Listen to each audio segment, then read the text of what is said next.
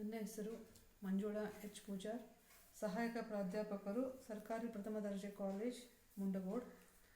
ಇಂದಿನ ಈ ಒಂದು ಸೆಷನ್ದಲ್ಲಿ ಅಂತಾರಾಷ್ಟ್ರೀಯ ಸಂಘಟನೆಗಳ ಕುರಿತಂತೆ ವಿಶ್ವಸಂಸ್ಥೆಯ ವಿಶೇಷ ಅಂಗಸಂಸ್ಥೆಗಳಾದಂತಹ international bank for reconstruction and development ಅಂದರೆ IBRD ಹಾಗೂ united nations international children's emergency fund ಅಂದರೆ ಯುನಿಸೆಫ್, ಈ ಎರಡು ಜಾಗತಿಕ ಸಂಘಟನೆಗಳ ರಚನೆ ಹಾಗೂ ಅಧಿಕಾರ ಮತ್ತು ಕಾರ್ಯಗಳ ಕುರಿತಂತೆ ಈ ಒಂದು ಸಂದರ್ಭದಲ್ಲಿ ಚರ್ಚಿಸೋಣ.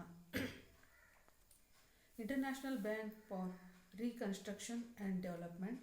So background: IBRD is known as World Bank. It was set up in December 1945 for the purpose of assisting less developed countries and regions in their development.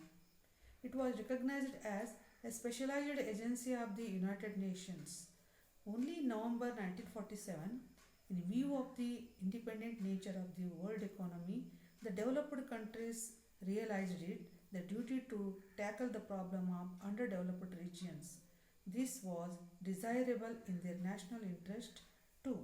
The IBRD was created for this purpose. Its membership is open only to the sovereign states.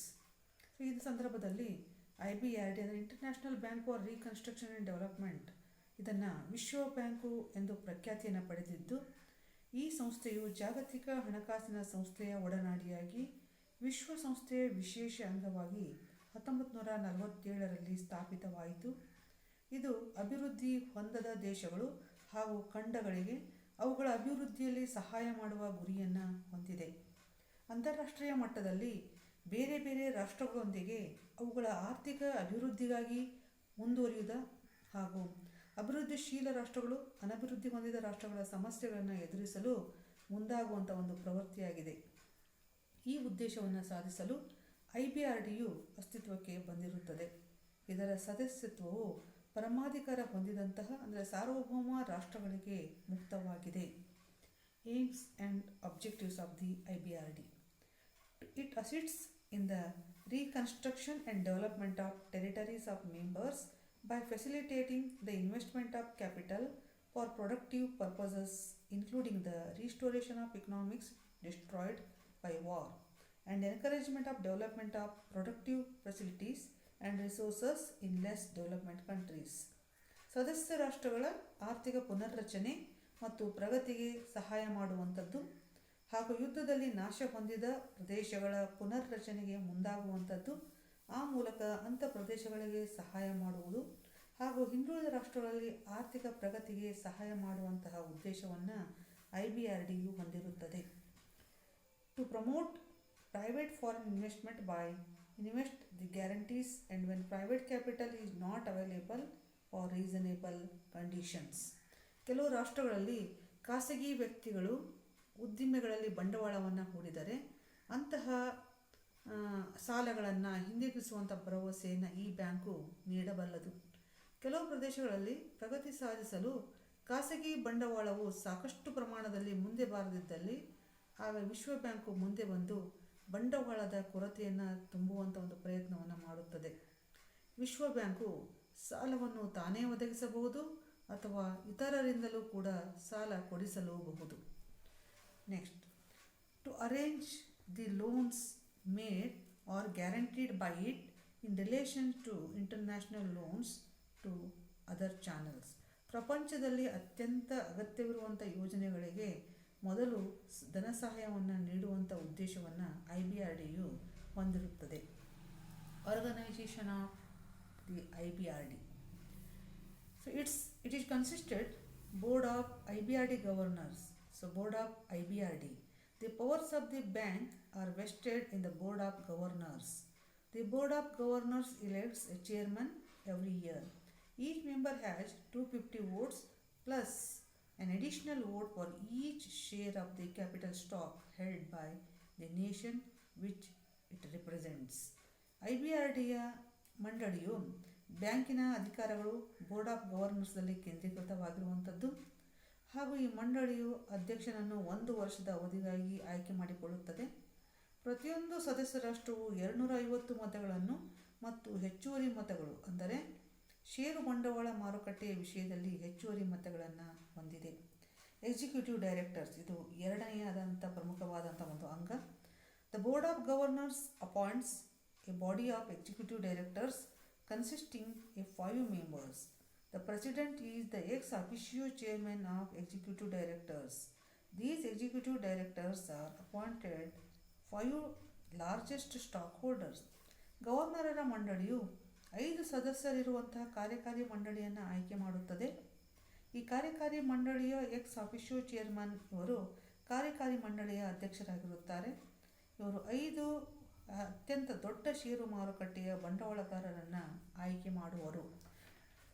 Powers and functions of the IBRD to raise the level of productivity. In initial stages the bank gave money only for the reconstruction purposes. After that the bank started giving loans for development purposes. ಉತ್ಪಾದನೆಯ ಮಟ್ಟವನ್ನು ಹೆಚ್ಚಿಸುವುದರ ಜೊತೆಗೆ ಪ್ರಾರಂಭಿಕ ವರ್ಷಗಳಲ್ಲಿ ಈ bank ಕೇವಲ ಪುನರ್ನಿರ್ಮಾಣದ ಕಾರ್ಯಯೋಜನೆಗಳಿಗೆ ಮಾತ್ರ ಸಾಲ ಸೌಲಭ್ಯವನ್ನು ನೀಡುತ್ತಿತ್ತು. ಕ್ರಮೇಣ ಇದು ಅಭಿವೃದ್ಧಿ ಯೋಜನೆಗಳಿಗೂ ಕೂಡ ಸಾಲ ನೀಡುವಂಥ ಒಂದು ಸಂಪ್ರದಾಯವನ್ನು ಬೆಳೆಸಿಕೊಂಡಿರುತ್ತದೆ. Next, it lends funds at moderate rate of interest to the countries which will have no difficulty in repaying the loans. Even after the loan has been guaranteed, the bank can make sure that money is being used as per the terms of the contract. ಈ bank ಅತ್ಯಂತ ಕಡಿಮೆ ಬಡ್ಡಿ ದರದಲ್ಲಿ ಅಥವಾ ಸುಲಭದ ಬಡ್ಡಿ ದರದಲ್ಲಿ ಸಾಲದ ನೀತಿಯನ್ನು ಹಮ್ಮಿಕೊಂಡು ಕೆಲವು ದೇಶಗಳಿಗೆ ಸಾಲ ನೀಡಲು ಮುಂದಾಗಿದೆ. ಇದರಿಂದ ಸಾಲ ಮರುಪಾವತಿಗೆ ಯಾವುದೇ ಸಾಲ ತೆಗೆದುಕೊಂಡಿರುವಂಥ ರಾಷ್ಟ್ರಗಳಿಗೆ ಹೊರೆಯಾಗುವುದಿಲ್ಲ. ಸಾಲದ ನೀತಿಗೆ ಅನುಗುಣವಾಗಿ ಸಾಲ ಪಡೆದ ರಾಷ್ಟ್ರಗಳು ಸುಲಭವಾಗಿ ಸಾಲ ತೀರಿಸುವ ಮಟ್ಟದಲ್ಲಿ ಮುಂದಾಗಿವೆ. Next, advisory services. The bank renders advisory services is to the member state. ಈ ಬ್ಯಾಂಕು ಸಲಹಾತ್ಮಕ ಸೇವೆಗಳಿಗೆ ಸಂಬಂಧಿಸಿದಂತೆ ತನ್ನ ಎಲ್ಲ ಸದಸ್ಯ ರಾಷ್ಟ್ರಗಳಿಗೆ ಸಾಲದ ನೀತಿಯನ್ನು ಪರಿಷ್ಕರಿಸುವ ಮೂಲಕ ಹಾಗೂ ಹೊಸ ಹೊಸ ಯೋಜನೆಗಳಿಗೆ ಸಾಲವನ್ನು ನೀಡುವಂಥ ಒಂದು ಸಾಲದ ನೀತಿಯನ್ನು ವ್ಯವಸ್ಥೆ ಮಾಡಿಕೊಂಡಿರುತ್ತದೆ.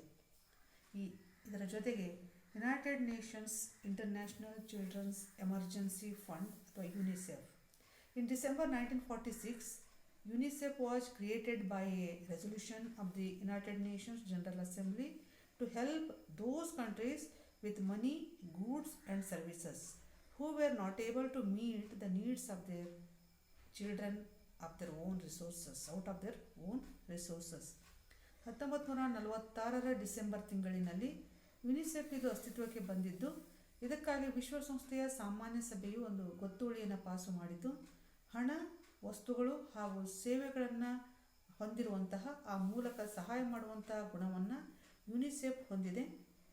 ಯಾವ ರಾಷ್ಟ್ರಗಳು ತಮ್ಮ ಮಕ್ಕಳ ಯೋಗಕ್ಷೇಮ, ಆರೋಗ್ಯ ಇಂಥ ಹಲವಾರು ಅವಶ್ಯಕತೆಗಳನ್ನು ಪೂರೈಸಲು ಅಸಮರ್ಥವಾಗಿವೆಯೋ ಅಂತಹ ರಾಷ್ಟ್ರಗಳಿಗೆ ಧನ ಸಹಾಯ ಮಾಡುವ ಗುಣವನ್ನು ಹೊಂದಿದೆ. ಸಂಘಟನೆ, organisation. The activities of UNICEF are conducted through an executive board of 30 members designed by the Economics and Social Council of the United Nations. There is also the Executive Director of UNICEF appointed by the General Secretary of the United Nations in consultation with the members of the Executive Board. For finances, the fund has to depend on voluntary contribution from governments. ಜಾಗತಿಕ ಸಂಸ್ಥೆಯ ಎಲ್ಲ ಕಾರ್ಯಚಟುವಟಿಕೆಗಳು 30 ಸದಸ್ಯರ ಕಾರ್ಯಕಾರಿ ಮಂಡಳಿಯ ಮೂಲಕ ನೋಡಲ್ಪಡುತ್ತದೆ. ಈ ಕಾರ್ಯಕಾರಿ ಮಂಡಳಿಗೆ ಕಾರ್ಯಕಾರಿ ನಿರ್ದೇಶಕರು ಮುಖ್ಯಸ್ಥರಾಗಿರುತ್ತಾರೆ. ಇವರನ್ನು ವಿಶ್ವಸಂಸ್ಥೆಯ ಸಾಮಾನ್ಯ ಕಾರ್ಯದರ್ಶಿಯು ಕಾರ್ಯಕಾರಿ ಮಂಡಳಿಯ ಸದಸ್ಯರೊಂದಿಗೆ ಚರ್ಚಿಸಿ ಆಯ್ಕೆ ಮಾಡುವರು. Functions of the UNICEF. The UNICEF is A trustee between the donor and the beneficiary. It gives aid to the needy members without any discriminations. Though the government of the recipient states are responsible for the actual administration, the UNICEF may exercise the check at various stages of the distribution of goods to the children. UNICEF ಇದು ಧರ್ಮದರ್ಶಿ ಮಂಡಳಿಯ ಶೈಲಿಯಲ್ಲಿ ಕಾರ್ಯೋನ್ಮುಖವಾಗಿದೆ. ಅಂದರೆ ಈ ಸಂಸ್ಥೆಯು ದಾನ ಮಾಡುವ ರಾಷ್ಟ್ರ ಹಾಗೂ ಫಲಾನುಭವಿ ರಾಷ್ಟ್ರಗಳ ಮಧ್ಯೆ ಸಂಪರ್ಕ ಸೇತುವೆಯಾಗಿ ಕಾರ್ಯನಿರ್ವಹಿಸುತ್ತಿದೆ. ಯಾವ ರಾಷ್ಟ್ರಗಳಿಗೆ ಸಾಲವನ್ನು ಮಂಜೂರು ಮಾಡಿದೆಯೋ ಆ ರಾಷ್ಟ್ರಗಳ ಸರ್ಕಾರಗಳೇ ಆ ಹಣದ ಅನುಷ್ಠಾನದ ಎಲ್ಲ ಜವಾಬ್ದಾರಿಯನ್ನು ವಹಿಸಿಕೊಳ್ಳಬೇಕಾಗುತ್ತದೆ. ಈ ಸಂಸ್ಥೆಯ ಕಾರ್ಯಚಟುವಟಿಕೆಗಳಲ್ಲಿ ಪ್ರಮುಖವಾಗಿ ಹಣದ ವಿನಿಯೋಗದ ವಿವಿಧ ಹಂತಗಳಲ್ಲಿ ಅನುಷ್ಠಾನಗೊಳ್ಳುವಂಥ ಕಾರ್ಯಕ್ರಮಗಳ ಮೇಲ್ವಿಚಾರಣೆಯನ್ನು ಮಾಡುವುದು ಈ ಯುನಿಸೆಫ್ದ ಒಂದು ಪ್ರಮುಖ ಜವಾಬ್ದಾರಿಯಾಗಿದೆ. ಈ ಎಲ್ಲ ಅಂಶಗಳೊಂದಿಗೆ ನನ್ನ ವಿಷಯ ಸಂಬಂಧಿತ ವಿಷಯವನ್ನು ಇಲ್ಲಿಗೆ ಮುಕ್ತಾಯಗೊಳಿಸುತ್ತೇನೆ. ಧನ್ಯವಾದಗಳು.